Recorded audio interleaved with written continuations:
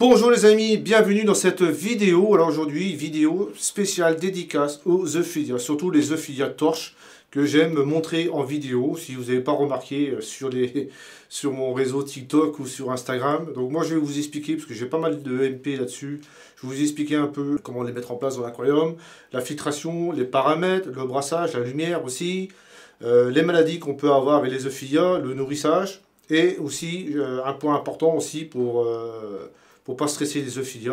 C'est surtout aussi des poissons à mettre qui sont compatibles avec les Euphidia.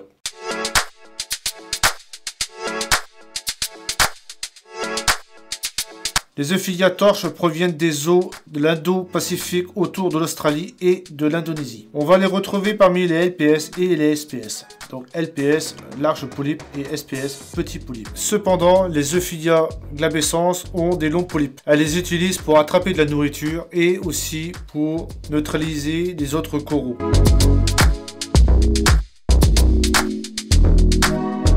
L'Euphidia glabescens, de son nom commercial, torche.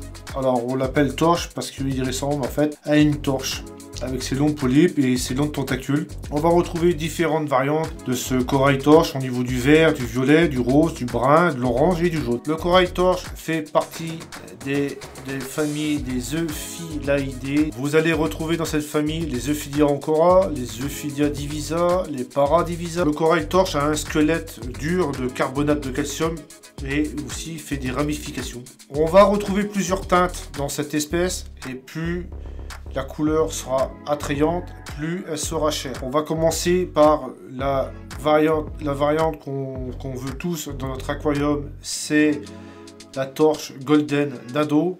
Donc très facilement reconnaissante avec sa couleur jaune et ses tentacules vertes, orange foncé et des pointes vertes et des fois plus claires. On va retrouver aussi dans le commerce la torche Golden d'Australie. Donc si vous avez un doute entre l'indonésien et l'australien, n'hésitez pas à demander à votre revendeur. Elle a ses tentacules qui sont quand même en or, orangé, avec des pointes bleues ou violettes. La façon de la distinguer entre les deux torches indonésiennes et australiennes, c'est au niveau du polype. Le polype sera beaucoup plus court sur l'australienne que sur l'indonésienne. Autre torche aussi qu'on voit, alors je vois moins, mais on en voit quelques-unes, ce sont les torches black. Donc elles ont une coloration qui sont assez foncées par rapport aux deux autres que je vous ai dit.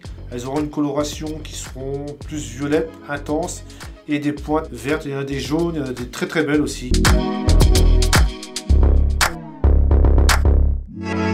Pour l'emplacement des Euphidia torches, on va privilégier un éclairage modéré. On va partir sur un part plus ou moins de 50 à 150. Si on les expose à des conditions défavorables au niveau de la lumière, ils vont commencer à blanchir. Pour l'emplacement des Euphidia, on va les placer sur le sable ou sur la vitre du fond. Sur la vitre du fond, l'éclairage sera modéré et recevront moins aussi de brassage violent par rapport s'ils étaient à la surface de l'aquarium. Les coraux auront tendance à être mieux dans un brassage modéré. Ils étaient dans un débit plus élevé, les tentacules seront arrachés de leur squelette. Tant que le brassage ne frappe pas directement le polype, l'Euphidia torche sera capable de résister à la plupart des débits. La nuit, il est privilégié de descendre le débit pour éviter que les Euphidia lancent des tentacules agressifs pendant la nuit.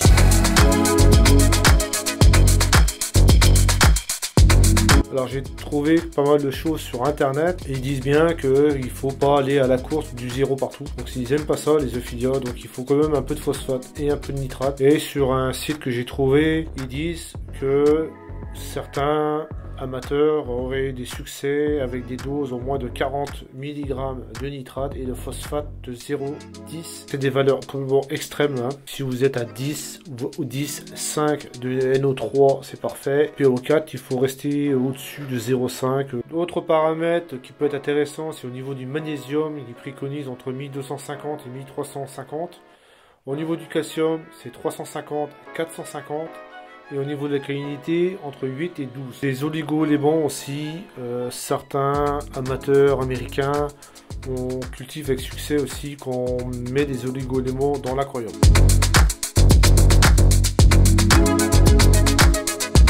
Pour les coraux torches, on peut mettre n'importe quel poisson dedans, mais ils vont stresser le corail. Vous allez retrouver la famille des demoiselles. Vous allez aussi retrouver aussi tout ce qui est chirurgien. Vous allez retrouver aussi les antias, les gobies. Ils ont une espèce aussi des choristes. Alors, il faudra faire attention au niveau des choristes.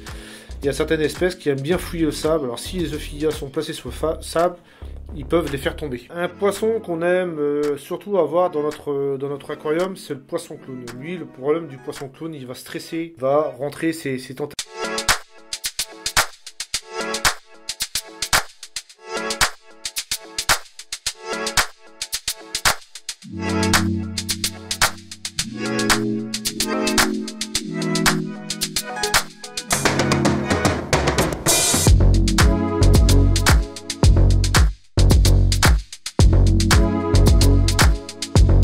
Les Ophidia torches ne mangent pas comme les animaux, ils ont une bouche au milieu de leur polype. C'est similaire un peu à une anémone. Les Ophidia torches refuseront les alimentations les plus importantes comme des crevettes ou des morceaux de viande. Si vous voulez vraiment nourrir vos coraux torches, le mieux est de choisir un aliment plus adapté comme le zooplancton ou du style nourriture à coraux. Pour la fréquence de nourrissage des Ophidia torches, il doit être nourri qu'une fois par semaine maximum.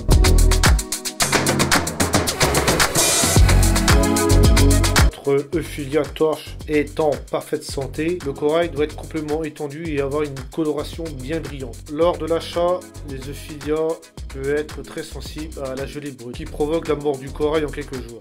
D'autres infections bactériennes sont également très susceptibles de se produire, surtout sur les nouveaux arrivants. Les coraux doivent être désinfectés et mis, si c'est possible, dans un bac à quarantaine. Il peut y avoir aussi des indésirables qui peuvent causer des dégâts aux Ophidia, comme les vers plats, les astasia, les isopodes et les amphipodes. Sachez que les isopodes et les amphipodes, il y a certains qui mangent les coraux. Pour traiter vos coraux, il existe plusieurs produits vendus dans le commerce pour désinfecter les coraux. Avant de clôturer cette vidéo, sachez que quand vous allez acheter un corail par VPC et que vous avez pris le corail et vous n'êtes pas satisfait de la couleur quand vous avez reçu votre corail, sachez que votre Ophidia il va évoluer par rapport à vos phosphates, à vos nitrates, à votre éclairage. Pareil, votre marchand, quand il a fait la photo, il n'a pas le même éclairage que vous, donc il a peut-être joué plus sur les bleus, Donc n'hésitez pas non plus à bombarder vos coraux avec des bleus, ils adorent ça. Toutes les prises de vue que vous avez vues sur cette vidéo ont été prises avec un filtre orange et sous bleu. Encore merci à tous les nouveaux abonnés et à tous les commentaires. Moi je vous dis salut, à ciao et à la prochaine vidéo. Allez, bye bye.